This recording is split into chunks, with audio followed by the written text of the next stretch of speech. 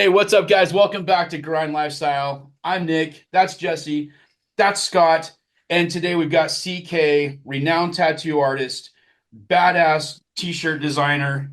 The dude does everything. He's a badass. You got to check him out on social media, all the things, and definitely check him out at weargrind.com because he designs everything that we have.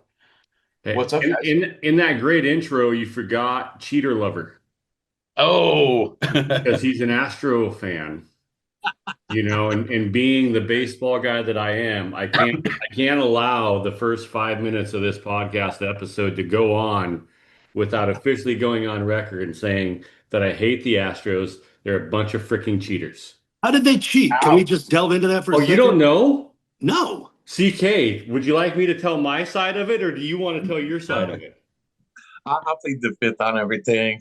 I'm- So in baseball, Scott, if you know what pitch is coming, the game gets a whole lot easier, right? right. Because if you know that it's a fastball and you know the guy throws 98, you know it's a fastball and it's going to be 98. But when you throw a 98 mile an hour fastball, then that same pitcher throws an 87 mile an hour slider, an 82 mile an hour changeup, a 95 mile an hour sinker, it gets really hard. And so the Astros used modern technology and put a monitor in their dugout, and they would bang on trash cans right before the pitch was coming because they were stealing signs from the catcher to the pitcher. People have been stealing signs forever, though. Yeah, but you're not allowed to use technology to enhance that, sir. Well, tell that to AI in the music business. So this is the reason now in baseball, the Astros are the reason there is something called pitch comm, and we use it in high school. And so pitch comm is a one-way communication that the catcher and the pitcher wear. So there's no more signs from the catcher to the pitcher. They literally press a button. There's a speaker in the hat that tells the pitcher what pitch to throw and where the location is. All because of those damn Houston Astros. So it's possible they were just innovators. Well, that's what I was going to say. I mean, I That's feel yeah. I mean, you could totally go that way with it.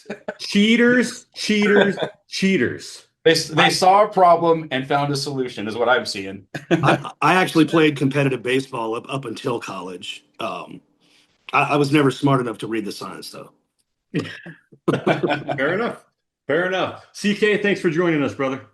absolutely, man. I love Absolutely. the hat. I hate the H, but I do love the hat. The color is sick. Well, I appreciate you. I've heard a ton about you. This is the first we've got to talk, but the Yeah, man. designs that you've done for us, everything has been legit. So we appreciate you there. I appreciate that. Yeah, it's fun. I should also say that CK has done the majority, if not all, of the SBC designs. We've known each other since he did the artwork for us for the Saving Abel record. The first one was Scotty Austin, the Bloodstained Revolution record. And that's how we met in 2014, something like that, 13, 14. I think it had to have been 13 or 14. That was, I think, well, we were all with Jeff Hansen's. Silent Majority. Yeah, that's right. Yeah, we were with his label, and CK's become a very good friend of mine, and we're happy to have you on, brother. Yeah, Any, glad to be here, man. Thanks for having me. any of the ink on Bartlett come from you? Yeah, actually, we did that back on that American flag in a bar. I think it was in San Leon, Texas. Right That's before the exactly show. where it was. Yep. Yeah. And actually, CK had one of the best lines ever. I used to use it to get laid because he said, "Man, I know you're a big guy, but your triceps are just ridiculous. I can't finish this before the show. There's just no way." Yeah, it was huge. It's like, God, I forgot how big you really were. I know it's so like last time you was here, it's so intimidating. Like I go to the gym 7 days a week, and Bartlett goes like once a month, and he looks like fucking like The Rock or something. He's just massive, and I'm like, Have God, you met Nick in person? not yet. Okay, so Nick looks like a pretty decent sized human being on Zoom. I'm really 4'2", and I mean, I have a picture. I have a picture when Scott was here doing an Able show in Southern Oregon. And it's when Scott and I met for the first time in person. I have a picture of Nick and Scott, and I'm pretty sure that Nick would fit in Scott's pocket. Well, Okay, I'll tell yeah. you one thing that's messed up, man. CK, God, he doesn't dwarf me, but he's bigger than me. Is he really? What? Yeah, No Look, way. not much. I mean, I might have a little like extra like it's a height, but you're like you're 6'3", probably. Are bigger. What's that? you like 6'3", maybe Yeah, yeah. 6'3"? Yeah, See yeah, that yeah. those Yeah, are CK's so when we those are meet, the there's no pictures. yeah, so So, those are the things that don't come across when you're doing digital podcasts like this. Like yeah. I'm 6'1" on a good day, right? You're 6'3", Scott, you're what, 6'2"? Yeah, 6'1", 6'2", something like that. 6'2", at 280, 270, I think I'm down to 260. 260, right? Can't afford to eat. So this is no exaggeration, and I don't know, and this isn't a bag on Nick because you can't help with what you're born with. You can't help genetics, right? We love Nick. He's a cute, adorable, young, little human being. Did you just call me a cute, Sorry about the adorable little young. I human? know.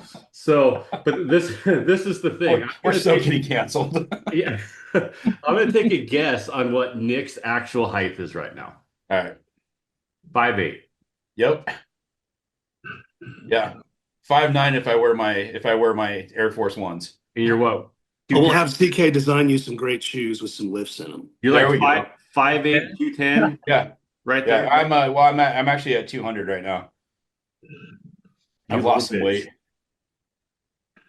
Well, let's delve into CK here. Like the way I like to get these things started, CK, is just to basically ask to tell your story, the abridged version, because you've had a very illustrious life up till now. Yeah. Tell us how you ended up where you are now with like highlight the big moments. We know you were on that TV show for a minute. We know you've worked with some very, very big names. Just give us the cliff notes if you can. Man, I don't even know where to start. I've been doing like art and design my whole life, and actually music as well. Um, and I played in a rock band for a long time called After Autumn, and then my bass player actually was an apprentice tattooer, and I ended up coming in one day to just kind of help out, do a mural, and next thing you know, I was offered an apprenticeship and figured why the fuck not.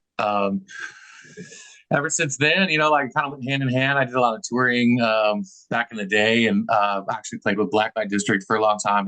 And you guys used to tour with them a lot. I think way back when. Um, but yeah, man, I've just kind of always done art and got my hands into everything that I could. As far as like graphic design and stuff like that, I've probably been doing that equally as long, if not longer. I've had to have been for probably 20 years or more.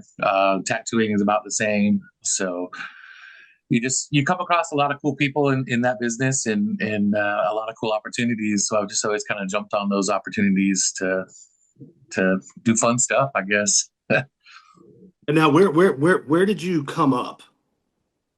So like Texas is really where I kind of made my mark as far as tattooing goes. I started in South Dakota. I grew up in Spearfish, South Dakota, which is like 15 miles from Sturgis. And that's how you know Kyle. Yeah, yeah. And we actually lived down the street. He lived with his grandparents that was like 5 houses down from my parents' house. And I used to teach him guitar back in the day and things like that. And then when I lived in Texas, he had called me and asked if I wanted to join up and play bass for their band. That they were going to go do a bunch of recording and touring and stuff like that. And I figured, what the hell, why not? And that kind of led into everything.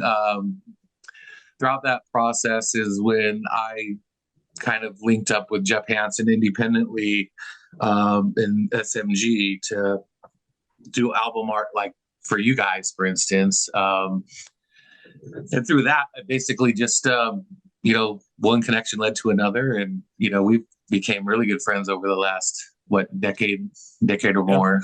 Decade and change. Yeah. So really, I mean, it's just kind of one step after the other. You just meet people along the way and just keep pushing forward, man. You just got to keep grinding. Yeah, for those that don't know, CK is definitely one of the hardest grinding people I know. I mean, I've seen what your day to day looks like, man. Once you get up, it's off to the races. Yeah. Yeah. Can't even catch him on the phone. Yeah, it's hard, and I apologize. I try to do better, but there's so much stuff all the time. Like I usually get up in the morning, and then I got to get prepared for whatever client I'm working on that day, tattoo wise. And then I also do all the designs for Grind Lifestyle, as well as other independent stuff like for tours, tour posters, tour merch for other bands along the way. And then I'm also a concept artist for a company called Bull Airs, which we do like custom shoes. Essentially, we do like limited drops of, all pop culture themed shoes and merchandise and stuff like that as well. So between all of that, and then we've partnered up with one of my buddies and kind of have started a tequila company. It's been in progress for a while, but it's definitely an interesting venture. So that's a lot of waiting around in that field, but yeah, man. So just constantly working. I guess I've got one of those minds that just never shuts off, so I just always have to be doing something. I'm the same That's way. awesome. Even if I'm having a lazy day, I like commit to it. Like I'll make sure that I have to have my setup on the couch with like my fan, and I Yeah, have to have a drink and my backup drink and like two cell phone chargers and my pad and my paper, and I gotta have a guitar within hand's reach. Uh, that's awesome. and I'm not really able to, like my dad used to say that about me. He was one of the hardest working men I knew. And he would just say, "That's crazy to me that you're basically me. I just have no idea what you do for a living." He's like, "I hear you on the phone and I don't know what anything you say means." And I'm like, Yeah, "Well, you're an infectious disease doctor, Dad. So everything is like 17 million syllables. I don't know what the hell you're saying, you the know?" shortest word is 30 letters. Yeah, yeah. But no, he said the same thing. He was like, "I just see you walking around the house pacing on the phone, like back and forth, and like one phone call leads you to another phone call, and then you're down another wormhole. And it's like, I need to be redirected, man, sometimes." Yeah, I feel you, I man. try that and like, Can't sit still at all. It's always I get up and like if I have like an hour of downtime, I have no idea what to do. It's just I have toddlers and an infant, so I have no idea what that means. I haven't seen downtime in forever. It's crazy. yeah, I So we, suppose that's a 24-hour a day job there, man. oh man, yeah, it's like it's like we have daycare 3 days a week for all the kids, and then the 2 days that I don't, we're fostering a newborn, so we have the newborn at home, Oh and wow. like I have half the day where I can get some stuff done, and then the last half, it's like nothing can get done. It doesn't matter if I grab a phone call, the babies just start screaming. Like he'll be fine all day, and then I get on the phone, it's just screaming. It's like, oh, come on, dude. I want to watch a TV show for 5 minutes, screaming. I'm like, God, no. That's funny. That's I grew up my mom ran a daycare when I grew up. So like I was every day and it was an in-house. So, like imagine being like a, sophomore, junior in high school and waking up to like 12 kids running around that you're Oh. not related to, screaming. And it's just like, I couldn't do it. So it was the best birth control ever for sure. Yeah, yeah. Sometimes I think back to like 17-year-old me when I wanted to be George Clooney and never get married and have kids, and yeah. Right. I'm I finding fucked that that up along the way. I'm finding that there's a lot going on with Saving Abel, and so that's probably its own podcast, honestly. But like, it's all the downtime has made me stir crazy because I'm having to find other things to do. Like, I'm used to being in a different city every day, Yeah. and oftentimes not even knowing where the fuck I am. And like I famously I'll do interviews and the phone interviews. Where are you today? And I just go, yes, because I don't know the particulars, and that's what I'm acclimated to. And that's part of the exciting part of my life is having to discover the new city and the new territory that I'm in. And I've got 15 hours to do it while navigating through my life, while navigating through SB Creations and whatever else I've got going on with Grind Lifestyle. And, so I'm finding that being at the house it's a good thing, but it's not where I want to be right now in life. I like to be out there in the hustle, like in the grind, and I Yeah. think I'm just wired that way. I've never been married, never had kids. So I almost think my part in this world is to be that guy that's out there and to be like a mouthpiece for whatever it is that I'm working on at the time. I'm like a mobile marketing department. That's awesome. Yeah, the tour life's got to be interesting, man. I did it for a while, but for me, I had to like either choose, doing that music life or the tattooing life. And at the time, like music, I mean, it was really fun and I enjoyed it, and I still love it. But tattooing was definitely more stable. And over the last few years, that industry has grown so much that I mean, I think I made the right decision, but I definitely do miss that. Just waking up in a different city and you just experience so much that the average person doesn't. It's crazy. I mean, I could say I've been all around the world getting tatted up. I mean, I know Kat Von D. I mean, I know Bob Tyrell real well. Like, Yeah, I know yeah. all those cats, and you're right up there with them, man. You were as good as anybody I've met. Well, I appreciate that, man. Thank you so much. It's a phenomenal talent in this man right here. No, I gotta schedule some time with you, dude. I gotta. Yeah, we'll get it set up, man, for sure. We need to get a trip out to like Vegas or something. Get everybody together. I'll bring my stuff. I got the host for Done. that. Just set Done. up in Let's a go. room. Done. So I went out with Mike Herrera is a good friend of mine. He's like lead singer of MXPX, and Yeah. when he used to come down to Grants Pass and do shows, he owns a couple businesses down here.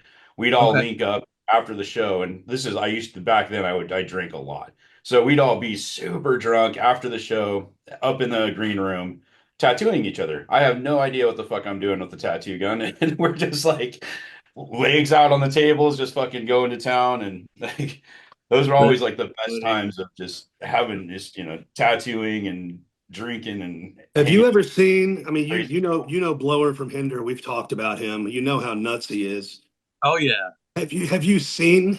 Sounds really kind of honestly gay. Have you seen his nuts? Because he'll show them to you. He tattooed his scrotum on a moving tour bus. Oh Mind Jesus. you, mind you, he is not a tattoo artist. So you can imagine He the tattooed his aftermath. own nuts? Yeah. Damn. Yeah, that's hardcore. I'm thinking we need Joe on the podcast next. This is I like was just this thinking is a I'm whole going to text conversation. him I just texted Cody. I just texted Cody because we have an artist, Cordell Winter, who is opening for Hinder on Friday. Yeah. So I texted Cody. He said he'd be on the lookout for him. And Oh, then cool. might as well give Cordell a shout out too. He's opening for Stone Temple Pilots at the Buffalo Chip Oh on shit. Saturday. Down the road from there. When are they playing? Saturday. Saturday? Okay. Yeah, You Yes. should Cordell roll up, plays right dude. before him, so you should go check. You should definitely check Cordell out. He's amazing. I'm literally like probably 15-20 minutes from the chip. So Do you work when you're in South Dakota? Do you tattoo out there? occasionally, I bring my stuff, and usually just set up appointments, like on clients that I've had up here before, or just random situations. It's always nice to have your stuff with you, just in case, So I Of course. usually treat it more of a vacation, just because my family's up here and I don't get to see them very often. So it's up in the air, but I definitely have it, and I am ready to go if they want to get tattooed. I'll let her know you may be coming out, and I'll just hook you all up with each other. Yep. And then home for you is it Galveston? Yeah. My studio's in Galveston, and I lived in Galveston for quite some time, but I currently live in Lamarck, which is just off island on the mainland. It's just a little easier commute. The island gets so busy that like getting to work on islands when you live on island actually takes longer than getting to work when you live off island. So it's pretty crazy, but yeah, Galveston area, Galveston County. And your place is just absolutely gorgeous. I mean, you've had me and CJ there play a party. Yeah, You had myself and Rick Monroe. He's been on the podcast. super cool That guy. was he's a great guy. Yeah, man, we're all our guests have actually met. I think everybody that I brought on anyway. It seems like Dude, it's we've had that. so many fun times, like so many private parties where like because I had that recording studio, and we had you guys there, and that was a super fun night with the Rick Monroe stuff, man. That was super dope. I think I have a lot of videos that maybe we can put together into something, but I'll make sure that they're secret. Discretion. Discretion being the key word there. So you have any large tattoos that you're in progress of doing, something multi-session, anything you want to talk about art-wise? Man, almost everything I do is multi-session stuff. I usually just do a day rate, and my clients book, either the full day, but typically it's like a project, so it's like a full sleeve or a full back. I don't really, very rarely do I do just a one-off standalone tattoo of anything, and it's mostly just because you know my clients, I guess, they just want large scale work, but occasionally I'll do some small stuff. But almost every project I probably have 30 or 40 projects in progress right now that range from full backs to full legs. I've got a couple of people doing full body suits, and sleeves obviously are pretty common. So Yeah, Jesse, if you get a second, and to all our watchers out there, just go to CK's Instagram to see his work. It's insane. Whenever somebody asks me, like, I need a badass tattoo artist, I have two go-tos. I have you and I have Bob. And nice. Bob is more black and white, and you're like the detail color, like gnarly stuff that looks like 3D. And I mean, it's insane what that dude can do with a tattoo gun, man. Appreciate that, man. It's one of those where you just over time you just learn a lot of stuff and progress and progress and progress. And with tattooing, like there's a lot of what not to do's, but there's a lot of like gray area where you can kind of do what works best for you, and how it's not like necessarily a specific way to do like high vibrant color saturation. Now I've seen many different artists do it many different ways, and none of it's wrong. You just got to kind of find what works for you. And I'm just grateful that I had found my Your niche. my niche. So Yeah, that's a lot like I always tell that one to guitar students when they want to get into writing. First thing I tell them is there's no right or wrong. yeah, Like there's no formula. I mean, some people have a formula. Obviously, the Beatles had it pretty well figured out. Like they had their methodology, but they marched to their own drum. They did it their way and catered to their skill sets. I don't think tattooing is any different. Most creative outlets are kind of like that. yeah, I think so. I mean, it's really, and that's, I mean, with art, like it's kind of in the eye of the beholder. Your clients like what you do, and they come to you for that. Just like music, but you listen to what you like. You're not, it's just whatever preference that person wants. And so there's so many different styles. That there's specialties that like say Bob, for instance. He's a black and gray realism guy, and that's not something I typically do. I mean, I've done it before, but that's not my wheelhouse. You know what I mean? Everybody's kind of got their thing. Here's my Bob piece. Nice. Yes. I think it's badass. Uncle Slam. That's what we call him. um, Yeah. yeah, and the thing about tattooing as far as a creative, I mean, there was a flux where all of a sudden lots more people were getting tattoos. And it's so deeply personal because it's not permanent, obviously, anymore. But you can do something to get rid of it, but that's a hell of a process. Yeah. It's so to entrust somebody like you to do that means they have the ultimate level of trust for you. Yeah, absolutely.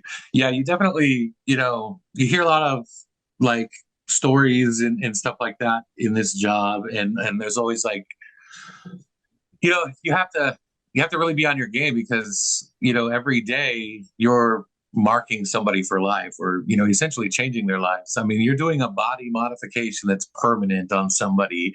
So you can't really afford to, not be prepared, or not execute it properly.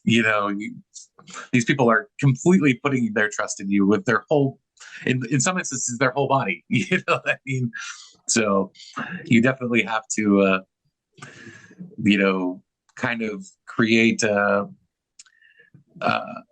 good work environment, and play off of each other. Like a lot of times, clients will come with ideas, but their experience and attitudes also kind of dictate the sessions. Like when you work on people that are say not excited or complete assholes about something, you kind of get turned off as well in that process. And that's like something you definitely don't want to happen in a session. So like I always try to like keep, the attitudes up and the vibe right and get people excited about their piece. And I think, doing consistently strong and high quality tattoos definitely helps.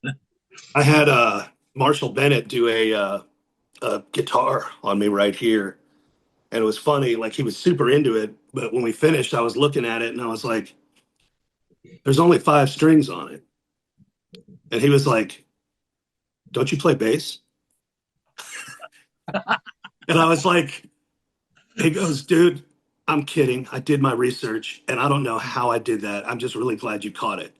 And then he like redid it and made it so much cooler because of the error.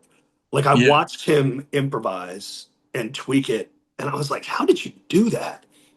And by Yeah. the way, I'm not calling you out on this one, Marshall Bennett. I think you're a genius, and you handled yourself with poise and character, and He's it was actually badass. the I OGs just too. love the fact that he asked if you played bass. I Yeah, think well, he might and need I to, was like, dude, that was quick witted. He was like, I had to act Yeah. fast, man. He goes, I had to act fast. You're Scott fucking Bartlett. I was like, all right, now you're making the client feel good about himself. You know how to Uh, talk to an artist. All right, good job. That's too funny. I can say like one thing I've noticed with tattoos, like I've been in sales my whole life. So like I've sold furniture since I was like 18 years old. I noticed in like the last 10 years, it's became more socially acceptable and that my sales actually went up after I got sleeves and my hands done. And it's kind of a weird thing where like I would say pre 2012, customers would come in and be like, "Oh, it's the tattoo guy." I don't want to talk to that dude. After that, it became like, I want that guy. I want to talk to that guy. And it's So like it I've got was a quick crazy. story about that. I private school kid, like college, all of it, 3 degrees. How I ended up in being able playing music for a living is beyond me, but still stoked I'm doing it. I didn't get tattoos. I always said I wasn't going to get them unless I signed a major record label deal. I signed a major deal when I was 26 years old with Virgin and Capitol Records when they merged. So there was no bigger label to sign with. It was a big deal. So I got this snake down my entire forearm. And my mom was very unimpressed. I brought it home to my mom in Tupelo, Mississippi. And Mom, I know you're probably looking down, hoping I don't tell this story, but I'm going to tell it. I said, "What do you think, Mom?" And she said, "I think 2 things, Scott.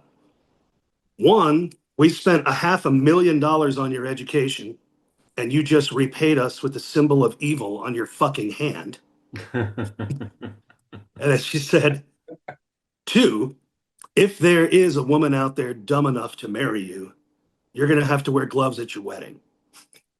And I was like, "Mom, did you just come up with that?" So it turns out Mama Jean Bartlett was a creative type too. That's Uh, but yeah, that's once I got this, man, it was like it was off to the races. I just started covering myself. Yeah, so I started mine because my ex-wife hated tattoos, and when she decided we were done, I was like, "Fuck you!" I came home and I was covered both arms. I went in for 8 hours and came out with the outline on both arms, and I went back and I'm like, "You're done? Cool. Peace out." For me, my little brother goes, "Hey, let's get our family crest." And I was 21, 22 at the time, 24 at the time, and got it on the back of my calf. And then since then, it's just an uncannily addiction. That's all I think about. It's all I want. And I have tons of open space, but nice. it is weird how sitting or laying and getting tattooed brings a different style of zen to a person's life. I agree with that. Yeah, It's So, 100%. definitely euphoric. That I was reading. It was a long time ago. There was this article. I think it was in Maxim magazine where they said the post tattoo like high and the dopamine that's released is equivalent to doing a line of blow. I was like, I get That's okay, I wild. get that. So like that kind of, like happy rush of, feeling. Now there's a point where like after, an 8 hour session, you're just fucking drained and you're just ready to be done. But, you get the best sleep of your life after that. It's just like, Yeah. it's crazy. I also found too a lot of mine like every all my friends are like, "Do your tattoos have meaning?" I'm like, "Well, they have memories, not meaning. It's like it's more of like who I'm with at the time, where I'm at. It's like if I'm traveling, like I'll make it a point to go into a random tattoo studio and just get some random tattoo. Like, Yeah. or if I'm out with any of my artist friends that are into tattoos. A lot of the touring musicians I hang out with actually bring their tattoo artists with them, or they dabble in tattooing. So we'll just tattoo. I'll just let them tattoo me. So I can say I've got an MXPX tattoo. I've got one from Bowling for Soup. I've got all these guys have just done random stuff on somewhere on my body, and so that's kind of the cool like the memory side of it. But as far as like meaning though, it's like nah, there's really no meaning behind it. I don't think that there needs to be. I think a lot of people hype that up that, oh, everything has to mean something. Now Yeah, some shit does mean things, but like at the end of the day, yeah, like it's the experiences. It's like I was here and this was what we were going through or what we were doing, and this we commemorate that trip or that time or just like random shit. Like as a tattooer, we have a lot of crazy stuff on us. Like I have an entire leg of like nostalgic shit. Like I have like the '90s S. Like people are like, why would you get that? I mean, like that was something I drew every day in my notebooks. Like, I so have the Godsmack sun on the back of my leg because I'm a dipshit. You know, it's not a lot of those Every, people today. But like, I also have the Red Robin, the Red Robin mascot surfing on the back of my head because somebody told me I'd get free Red Robin food for life. You know what? that's That shit's not that's a true. great reason. That's a great reason. Oh That's my dedication right there. So I'm like, I God. go into Red Robin. I'm like, hey, check this shit out. I got your tattoo, and they're like, what does that mean? I'm like, With me, free it really food. it like I'm with both methodologies to how you arrive at your tattoo. For me, it got more addictive when I monetized it and I started a clothing line based on my own ink. And then it became the premise of my company was tell the story of the person's tattoo through the garment. Okay, So yeah. tell the story of their journey. I remember talking to Jacoby from Papa Roach about one of his tattoos, and he's like, "This is what it means to me." And I was like, "Cool. How do we say that within the design?" And it's some sort of variation of the tattoo that tells the story. But I'm totally with the experience too. Like if you end up somewhere in a weird town with weird people and you want to remember it for life, just do it. You only live once, man. I don't care where you're at with the whole spirituality thing. Right here, right now. That's what I live for. Yeah, absolutely. I think that's the only way to live. I mean, take those risks, take those chances. I mean, it's sometimes ends badly, but you know what? You learn from it. That's it. That's it. So what's next for you? What do you got on the agenda? For me, Yep. oh, Vegas. uh, well, after this, I'm gonna get finishing up. I've got to do some changes on the grind website, and then we've got some other pretty rad drops coming. We're gonna be releasing a whole bunch of artists soon with their lines, and so my plan is actually while I'm up here in South Dakota to get all that finished up, and back to the races, I guess. Yeah, we're Yeah, I very posted excited a about this teaser. partnership, man. This partnership is going to be awesome. And I told you forever ago we would work together. I just didn't know in what capacity. Here Yeah, we are. this is fucking So I dope. threw the teaser for Lucas Rossi out on social media, and it's blowing up. Like it's getting shared Nice. a bunch, and Hell yeah. so yeah, he's super stoked to get that out and start getting it sold. So Yeah, he's such a cool guy, man. He's He's yeah, always awesome, dude. I can't wait till the mystery artist sends us the videos and the pics so we can yeah, pop that's that gonna one be up. fun. I am That's gonna be super so excited. big. Yeah. The mystery That one's gonna artist. be huge. Everybody needs to stay tuned for that one. Yeah, I don't Yep. want to jinx it yet, man. I don't want to be like, hey, so and so from yeah, no. No, just don't do it. Just Nope. don't do it. Nope. Nope. Yeah. We're good. I do know this person is doing videos and pics as we speak though, so that's a good thing. That's good Yeah. news. Yeah. We have another one coming too. That's pretty big too. I think that's gonna be fun. We'll we'll release it Yeah. soon. Yes, Yeah, sir. no, I'm There it excited is. about that. I'm actually more excited about that one than I am about the mystery one. You're more excited about mystery artist number two. Yeah, yeah. I'm a huge fanboy for this one. Like that's one of my favorite artists. Yeah. I think we all are. Well, it's two wildly different artists is what's cool. It's Yeah. eclectic, and that's what this brand is going to be. And there's something for everybody, you know. Well, I think what's cool about it is like really we're cascading like a such a range of music and eras. Like I mean, like there's the classic to the what's going on right now, and then Yeah, there's the country, the emo kind of pop punk stuff. Like I mean, we'll definitely have something for everybody. And well, Yeah. not only that, I love the mix of fashion and then fitness to throw in. It's just kind of different, you know. It's a really cool premise. yeah, I dig it, man. It makes it fun. You know, there's a lot of lines out there where it's just the same old boring stuff all the time. And I think when we talk about all this, like doing limited drops with specific artists, like it's always going to keep things fresh because they are limited drops.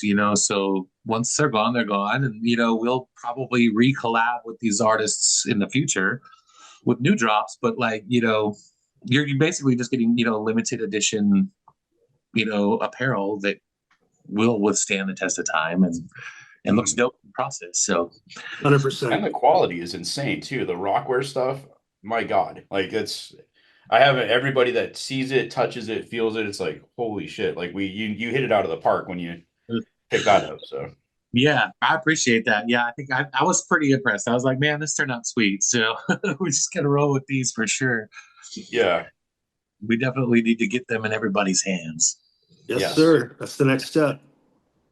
All right, guys, we're Um, up that 45-minute mark. So let's hit some final questions and let CK go change the world. All right. Real quick, what was Ink Master like? Oh boy. It was interesting. So when I got there, they decided, hey, take your glasses off. And I was like, but I need to see. And so, regardless, the producers were like, well, we like you better without glasses. We're filming in 10 minutes. And they took my glasses away and then made us draw from live models that I couldn't see. So that was an interesting situation. It was definitely a learning experience, and it was fun. I met a lot of really cool people, but like the behind the scenes thing, like I think with a lot of reality TV shows, there's a lot of you know made up drama and things like that. But I've like heard for that. me, like like it's this kind of thing where like you'd say fuck that guy or like fuck that guy's awesome, and then it gets edited to fuck that guy, and it's like no, that's not really what happened. But for me, I guess like why did you cast me with glasses and then remove my glasses right before we start? So Yeah, that's twisted, man. yeah, it was pretty fucked up, but Yeah. it was fun. I met a lot of cool people, and you know, luckily, it didn't like damage my career in any way, and I don't think it really would. I don't think any press really hurts you, um, but it gave me a lot more respect for the people that did put up with it. I had a guy, a friend that was on that same season that he ended up just leaving in the middle of the season too, just because of the drama and like the kind of the fake stuff that happens. So as far as it being about the tattoos, it really kind of wasn't about that. And I think that's what a lot of real tattooers hate about the show. That makes But sense. Well, y'all are purists. To do what you all do, you have to be in it for the right reasons, I think. Yeah. Especially if you're going to protect your integrity as an artist. I mean, that makes sense to me. so it Definitely. was interesting. I mean, it was a fun experience. I'll probably do it again, like this time knowing what it's like, what to expect. But I would definitely bring some contacts this time, I suppose. There you go. That's funny. I never thought about that. That'd be a trippy one. Could you imagine being in that situation that he was in, going there, having an understanding that your art, what you're getting ready to do, is going to be seen worldwide, and they're going to take the most important part away from you, which is Yeah. the ability to see. Can't even imagine. Yeah, it was pretty rough. It'd be like asking Scott to go play Addicted to with his toes. Right? So, Or dude, I once I took edibles, which Scott Bartlett should not do, and we were doing like Good Morning Texas or something. We were online, and we were supposed to start the song, and it was Addicted, and I just didn't start. I was just sitting there like this, and Scotty looks over at me. He's like, "Dude, play the song," and I go, "Oh my god, dude, I forgot I had hands."